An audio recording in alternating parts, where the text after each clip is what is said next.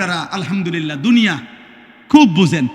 দুনিয়া আমি আর নতুন করে বুঝানোর, ওই যে বললাম আগের কথাটা, মাটির তলের কথা আর আসমানের উপরের কথা, এটা বুঝাই না লোক কম তো আব্বা। দুনিয়া বুঝানোর লোক আলহামদুলিল্লাহ প্রচুর আছে, প্রচুর আছে। এই আমি দেখছি আপনার খেতে যে কাম করে, কৃষি সবজি করে, আমার বাসার পাশেও এইখানে এই যে সবজি যারা করে এগোরও আপনার দেখছি প্রাইভেট কার দিয়ে আইসা একেবারে স্যুট বুট পরা ভদ্রলোক, টাই পরুন না, 4-6 জন আইয়া বুঝায়, এবারে বুঝায়। আর আমি বুঝি, আবার আমি বুঝাইতাম যে ভাই আসেন আজকের মাহফিলে আমরা শুনি একটি অটো সুন্দরভাবে কিভাবে চালাইতে হয়, এটা আমি বুঝাইতাম। কথা কয় না মোফাজ্জল ভাই? এটা বুঝাইতো নাকি? এটার কিতা বুঝা, এটা অটো চালাইতে এটা বোঝানোর কি দরকার? ওইটার লগে 2 দিন আটলেই তো হইল। দুনিয়াতে একেবারে সহজ, দুনিয়া একদম সহজ, দুনিয়া একদম সহজ দুনিয়া। আরে ভাইয়া 200 কোটি মুসলমান যদি 400 কোটি হাত একত্র করেও 24 ঘন্টা দুনিয়া উপার্জনের জন্য চেষ্টা করে, আল্লাহর কসম কাফের বেঈমানদের সমপরিমাণ দুনিয়া ইমানদারের হবে না, হবে না, হবে না, হবে না।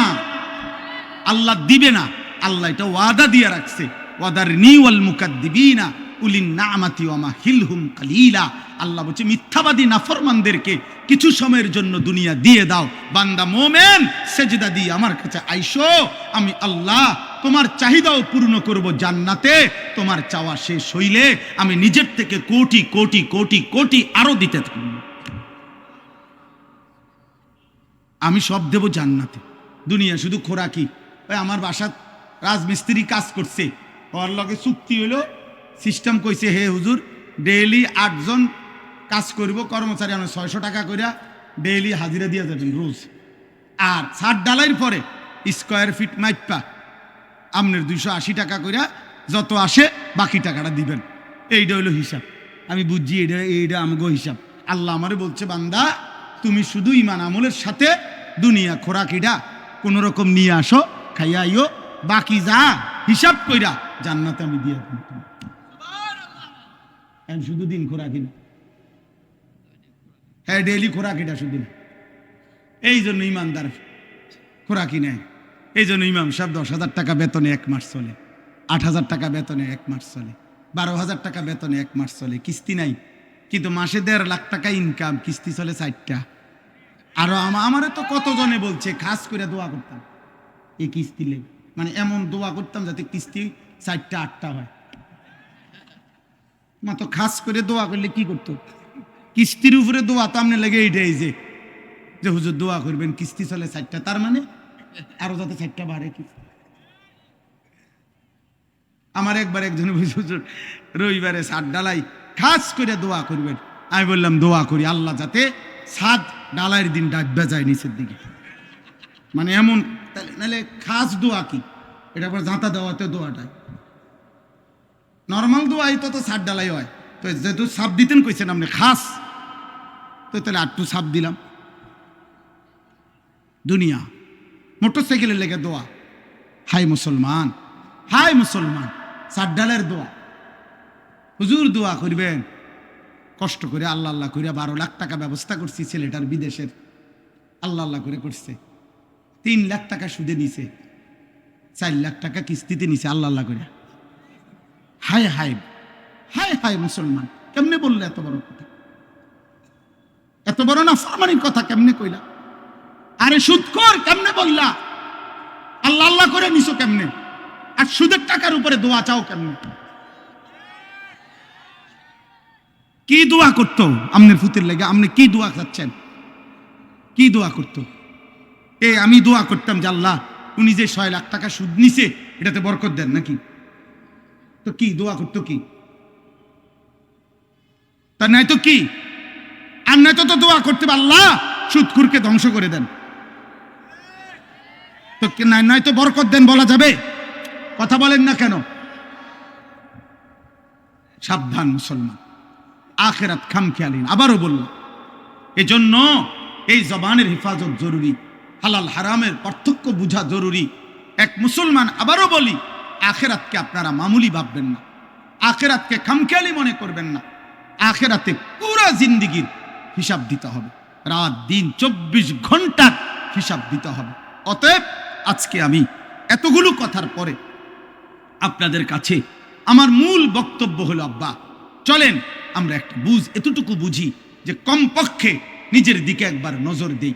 আমি আপনি যে যেখানে আসি 30টা সেকেন্ড, প্রত্যেকে একবারে 30 সেকেন্ড সময় আপনি একটু চোখ বন্ধ করে অথবা আপনার বিবেক দিয়ে আপনি ভাবেন, আমরা যারা এখানে বসা এখন যে যে অবস্থানে বসে আছি, চোখ বন্ধ করে বা 30 সেকেন্ড নীরবে ভাবেন তো যে অবস্থায় আছি, এই অবস্থায় আমাদের জীবনের গুনার পরিমাণ বেশি নাকি নেকির পরিমাণ বেশি? কি মনে হয়? তাইলে এখান থেকে যদি হাসরের ময়দান হয়, মালিকের সামনে দাঁড়াইয়া কেমনি হিসাব দিব? কেমনি হিসাব দিবে? আপনি কি মরবেন না? আপনাকে কি কবরে যাইতে হবে না? এই কথাটাই আমি মনে করাই দিলাম। আমার ছোট্ট বুঝে আমি এতটুকু বললাম। আল্লাহ তাআলা বলছে, বান্দা এবার যদি মনে করে থাকো তোমার গুনার পরিমাণ বেশি, তাইলে তুমি অন্য কোথাও গিয়ে লাভ নাই। আমি আল্লাহ তোমাকে আশ্বস্ত করতে চাই, গুনাহ যদি তোমার আসমান পরিমাণ হয়, গুনাহ যদি তোমার সমুদ্রের ফেনা পরিমাণ হয়, গুনাহ যদি তোমার হিমালয় পর্বত ছুঁয়ে যায়, গুনাহ যদি তোমার এই জমিনের বালুকণা পরিমাণও হয়, তুমি অন্যদিকে যাইও না। তুমি যদি শুধু বুঝতে পারো, অনুভব করতে পারো, তোমার ভিতরে যদি উপলব্ধি আসে আমার গুনাহ বেশি আর আমার এই গুনাহ আমার জাহান্নামে নিবে আর জাহান্নামের আগুন আমি সহ্য করতে পারবো না, খোদার কসম আল্লাহ বলেন এদিক সেদিক না গিয়ে বান্দা তুমি আমার দিকে ফিরে আসো, আমার রহমত থেকে নিরাশ হইও না। আমি ওয়াদা করলাম, আমি আল্লাহ এক সাগর নয়, আমি হাজার সাগর, এক পৃথিবী নয়, আমি আসমান ছোঁয়া গুনাহ একবারে একসাথে মাফ করে দেব। তুমি আমার কাছে আসো। এই কথাটাই এখানে 24 নম্বর পারা 39 নম্বর সূরা, সূরায়ে জুমার, এই সূরার 53 নম্বর আয়াত। আমি আপনাদের কাছে 3টা আয়াত পড়ছি, 53, 54, 55, এই 3টা আয়াতের তর্জমা বলেই আমার কথা আমি শেষ করলাম। আল্লাহ তাআলা বলেন, কুল, হে নবী আপনি বলেন, ইয়া ইবাদিয়াল্লাযীনা আসরাফু আলা আনফুসিহিম, তোমরা যারা নিজের উপরে গুনাহ করতে করতে সীমা অতিক্রম করে ফেলেছ, গুনার পাহাড় উঠায় ফেলছো, তোমরা নিজের উপরে যারা জুলুম করে ফেলেছ, তোমরা যারা জীবনটাকে শেষ তসতস করে ফেলছো। হাদিসের মধ্যে, তাফসীরের মধ্যে আছে, নবীজির কাছে কয়েকজন লোক এসে বলছিল, হে মুহাম্মদ, আমরা তোমার কালেমা গ্রহণ করতে চাই, কিন্তু তুমি কি জানো যে আমাদের গুনাহ কি পরিমাণ? আমাদের গুনাহ কি পরিমাণ? হয়তো তোমার আন্দাজও নাই। মুহাম্মদ, আমরা শুধু শিরিক করেছি এমন না, আমরা মূর্তি পূজা করেছি এমন না। তাফসীরে কুরতুবীতে স্পষ্ট লিখছে, নবীজিকে তারা বলছে, হে মুহাম্মদ, চুরি করছি কি পরিমাণ, হিসাব নাই। জিনা করেছি কি পরিমাণ, হিসাব নাই। মদ পান করেছি কি পরিমাণ, হিসাব নাই। খুন করছি কি পরিমাণ, হিসাব নাই। জীবনটা শেষ করে দিছি গুনায় গুনায়, আজ আর কোনো হিসাব করেও কুলাইতে পারবো না, এত বেশি পরিমাণ গুনাহ আমাদের। তো বলছে, মুহাম্মদ তুমি যে বলছো আল্লাহ মাফ করে দিবে, কিন্তু মাফ তো করবে বুঝি, কিন্তু আমরা যে পরিমাণ গুনাহ করেছি আমাদের মনে হয় তোমার আল্লাহ এত বেশি পরিমাণ গুনাহ মাফ করবে না। গুনাহ যে আমাদের অনেক বেশি। তুমি আরেকবার তোমার আল্লাহকে জিজ্ঞেস করো, উনারে বলতে কও, উনি আমগো কি পরিমাণ গুনাহ মাফ করে দিবে। মহান আল্লাহ পাক এই আয়াত তখন নাজিল করছেন। আল্লাহ বলছে, বন্ধু আমার বান্দাদেরকে বলেন, হে আমার বান্দা, তোমার গুনার সংখ্যা তুমি হিসাব না করে আমার মাগফিরাতের দিকে তাকাও। গুনাহ তোমার যে পরিমাণ হোক, আমার মাগফিরাত তার চাইতে কোটি কোটি গুণ বেশি, কোটি কোটি গুণ বেশি। ইয়া ইবাদিয়াল্লাযীনা আসরাফু আলা আনফুসিহিম লা তাকনাতু মির রাহমাতিল্লাহ, আমার রহমত থেকে নিরাশ হইও না, আমার কাছ থেকে সরে যাইও না বান্দা। আর কোথাও আশ্রয় মিলবে না, আর কোথাও মাফ মিলবে না, আর কোথাও গন্তব্য হবে না, আর কোথাও ঠিকানা মিলবে না রে বান্দা। ইন্নাল্লাহা ইয়াগফিরুয যুনুবা জামিআ, নিশ্চয়ই আল্লাহ সমস্ত গুনাহ মাফ করে দিবেন। আল্লাহ বললেন, বন্ধু ওদেরকে বলেন কুফর আমি মাফ করে দেব, শিরিক মাফ করে দেব, কবিরা গুনাহ মাফ করে দেব, সগীরা গুনাহ মাফ করে দেব, বিদআত মাফ করে দেব, মুনাফিকি মাফ করে দেব, সব মাফ করে দেব। ইন্নাহু হুয়াল গফুরুর রাহিম। কেন মাফ করব না? আমি আল্লাহ গফুর, ক্ষমাশীল, রাহিম, দয়াবান। এবার আল্লাহ বলে, বান্দা তবে শোনো, তাহলে যদি তুমি সিদ্ধান্ত নেও আমার কাছে আসবা, আমি মাফ করব, তা এখন কি করতে হবে তোমাকে? আল্লাহ বলেন, তোমাকে দুইটা কাজ করতে হবে। ওয়া আনিবু ইলা রাব্বিকুম, তোমাকে এক নাম্বার ইরজিউ, আমার কাছে ফিরে আসতে হবে। তুবু, তওবা করতে হবে। এক নাম্বার ইনাবাত, আই রুজু, আই তওবা, অর্থ হলো তুমি তওবা করো, তওবা করো, তওবা করো, তওবা করো। বান্দা আমার কাছে আসো, আমার কাছে তওবা করতে হবে। কি করতে হবে বলেন, সবাই বলেন না, কি করতে হবে? তওবা কিভাবে করে? তওবা কিভাবে করে? আমার শায়েখ আল্লামা মুফতি মুশতাকুন নবী কাসিমি, আমি একটা জিনিস দেখাই দিই।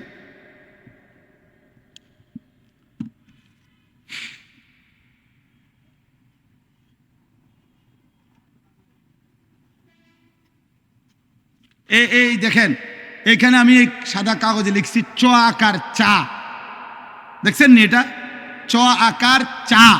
কি লিখছি? তাহলে এইটাই তো চা, ঠিক না? না না, এটা চায়ের শব্দ, এটা চায়ের শব্দ। সাফাতা, চিনি, পানি, এই তিন জিনিস একত্র হইয়া যেটা হয় সেটারে কয় চা। অতএব তওবা, তওবা, তওবা, এইটা আপনি কইলেন, এটা তওবা না। তিন জিনিস একত্র হইলে সেটাকে বলে তওবা। এক নাম্বার, কুফর হোক, শিরিক হোক, কবিরা হোক, বিদআত হোক, নিফাক হোক, যত গুনাহ আমার হচ্ছিল, করছিলাম, সব ছেড়ে দেওয়া। দুই, আর করবে না এ কথার চূড়ান্ত ওয়াদা দেওয়া। তিন, লজ্জিত এবং অনুতপ্ত হয়ে মাফ চাওয়া।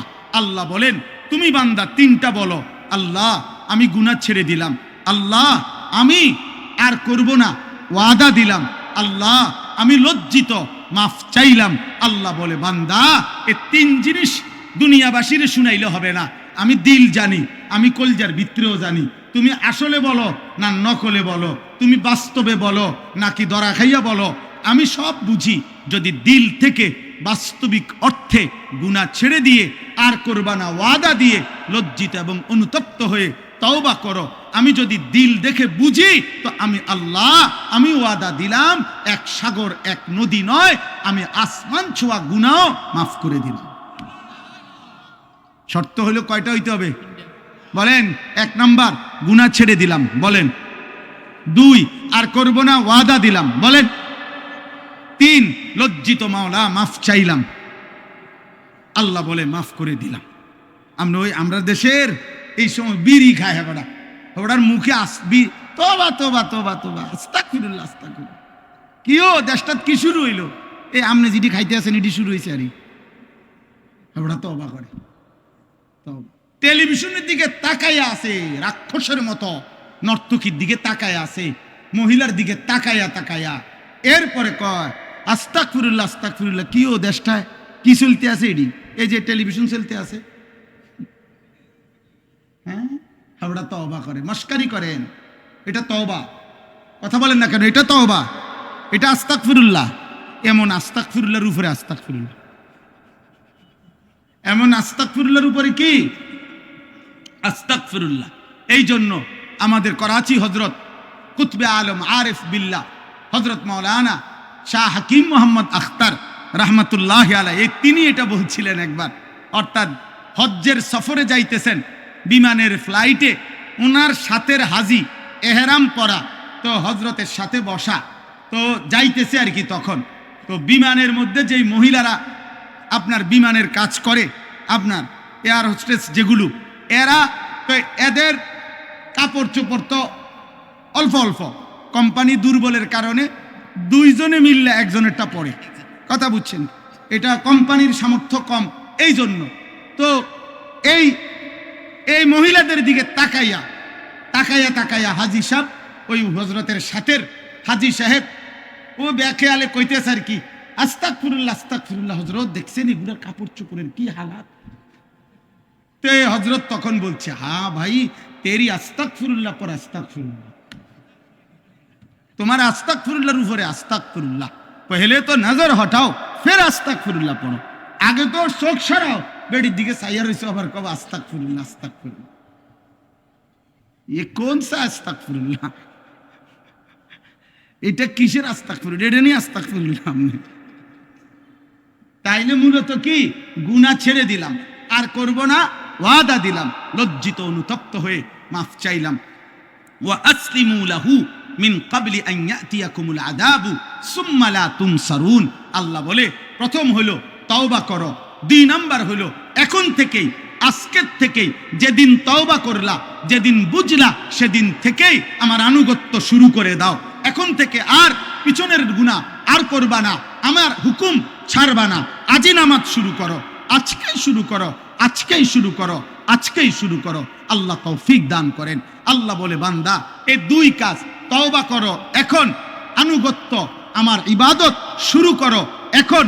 মৃত্যু আসার আগে আগেই, মৃত্যু আসলে আর তোমাকে সাহায্য করা হবে না, আর সাহায্য করা হবে না। তৃতীয় আয়াতে আল্লাহ বলেন, ওয়াত্তাবিউ আহসানা মা উনজিলা ইলাইকুম মির রাব্বিকুম মিন ক্বাবলি আন ইয়াতিয়াকুমুল আযাবু বাগতাতাও ওয়া আনতুম লা তাশউরুন। আল্লাহ বলেন, আবারও বলছি, আমি যেই শ্রেষ্ঠতম কিতাব কোরআন নাজিল করেছি, আমার কোরআন মৃত্যু আসার আগে আগেই আনুগত্য করো। হঠাৎ মৃত্যু আসবে যা তুমি টেরও পাবে না, অতএব তার আগে আগেই বান্দা তুমি আমার কোরআন ধরো, আমার দিন ধরো, আমার আনুগত্য করো, আমার বন্দিগি করো। আমার ভাই, আমার বন্ধু, এই নাজিরা বাজার যুব সমাজের এই ভাইরা, ও আমার অনেকক্ষণ আবদার করছে, একটা ডেট আমি মিলাইতে পারতেছিলাম না, আল্লাহর দয়া এতটুকু সুযোগ হয়েছে। আমার অনেক প্রিয় ভাই মাওলানা আমাদের মুফাজ্জল ভাই, প্রিয় ভাই বলছেন, এই জন্য আমি এটুকু সময় আপনাদের কাছে বললাম। ইনশাআল্লাহ আরো হযরত উলামায়ে কেরাম ধারাবাহিক আপনাদের মাঝে বয়ান করবেন। উঠাউঠি না করে আপনারা আর একটু বসেন, একসাথে মোহতারাম মেহমানদের কথা শুনে, আলেমদের আরো বয়ান শুনে এরপরে যাবেন। আর আমার শেষ কথা, কিশোর ভাই, যুবক ভাই, দোস্ত, এই পৃথিবী তোমারে মনে রাখবে না রে আব্বা। তুমি সেজদা দাও, ফজরের নামাজ পড়ো, আখিরাত ভুলো না। আব্বা তোমারে দুনিয়া মনে রাখবে না। কোনো পাপী, কোনো নাফরমানকে পৃথিবী শ্রদ্ধার সাথে স্মরণ করে না। নাফরমানের নাম টিকে না, নাফরমানের নাম থাকে না। ফেরাউনের নাম পৃথিবীর কোনো কুত্তার নামও কেউ রাখে না। নমরুদের নাম পৃথিবীর কোনো কুত্তার নামও কেউ রাখে না। আবু জেহেলের নাম পৃথিবীর কোনো কুত্তার নামও কেউ রাখে না। আবু লাহাবের নাম কোনো কুত্তার নামও কেউ রাখে না। এজন্য দোস্ত, নাফরমানের নাম থাকে না, নাফরমান শ্রদ্ধার সাথে স্মরণ হয় না। ঈমানওয়ালা, সেজদাওয়ালা, বন্দিগিওয়ালা, মানুষের কল্যাণ, মানুষের সেবা, আখিরাতের ফিকির যার মধ্যে, সে দুনিয়াতেও টিকে থাকে, সে আখিরাতেও টিকে থাকবে। আল্লাহ আমাদেরকে তৌফিক দেন, আল্লাহ আমাদেরকে কবুল করেন। আজকের এই তাফসীরুল কোরআন মাহফিল আগামী দিনেও আরো সুন্দর ইন্তজামের সাথে করার তৌফিক আল্লাহ দান করেন। আমিন, আমিন। উঠেন না, উঠেন না, মেহমানদের কথা শুনেন, উঠেন না ভাই। আলহামদুলিল্লাহ।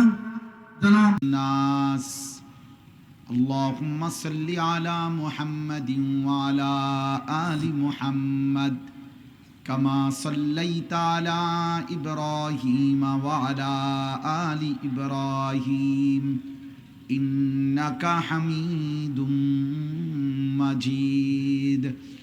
আল্লাহুম্মা বারিক আলা মুহাম্মাদিন ওয়া আলা আলি মুহাম্মাদ কামা বারাকতা আলা ইব্রাহিম ওয়া আলা আলি ইব্রাহিম ইন্নাকা হামিদুম মাজিদ। সুবহানাকা লা ইলমা লানা ইল্লা মা আল্লামতানা ইন্নাকা আনতাল আলিমুল হাকীম। আলহামদুলিল্লাহ। আল্লাহ পাক রব্বুল ইজ্জত জুল জালাল ওয়াল ইকরামের ফজল কারাম, রব্বুল আলামিনের অপরিসীম ইহসান, মেহেরবানি, দয়া, আল্লাহ তাআলা আমাদেরকে আজ 13 ডিসেম্বর 2025 রোজ শনিবার কুমিল্লা জেলা বুড়িচং উপজেলাধীন নাজিরা বাজার যুব সমাজের উদ্যোগে আজকের এই দ্বিতীয় বার্ষিক তাফসিরুল কোরআন মাহফিলে আল্লাহ তাআলাই আমাদেরকে আসবার বসবার আল্লাহর জন্যই জমা হওয়ার তৌফিক দান করেছেন, আলহামদুলিল্লাহ। সবার কাছে আমার বিনীত অনুরোধ, দয়া করে প্রত্যেকে শতভাগ মনোযোগ দিয়ে আন্তরিকতা নিয়ে নিজের ভালো, নিজের কল্যাণ, নিজের আখিরাতের জন্য আল্লাহর কথা শোনেন।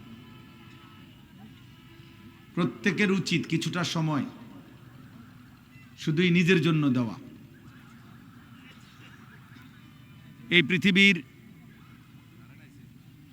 সকলের কথাও যদি আপনি ভাবেন, কিন্তু এটা মনে রাখবেন, প্রত্যেকটি মানুষের প্রথম দায়িত্ব নিজের দিকে পূর্ণ যত্ন নেওয়া। এই যত্ন বলতে নিজের ঈমান, আমল, আখিরাতের ব্যাপারে। এই বাবা, এই বাচ্চারা কথা বলো না, আব্বা কথা বলো না, একদম চুপ। আরেকবার কথা বললে উঠাই দেবো, কিন্তু সাবধান, একটা শব্দ করবা না কেউ।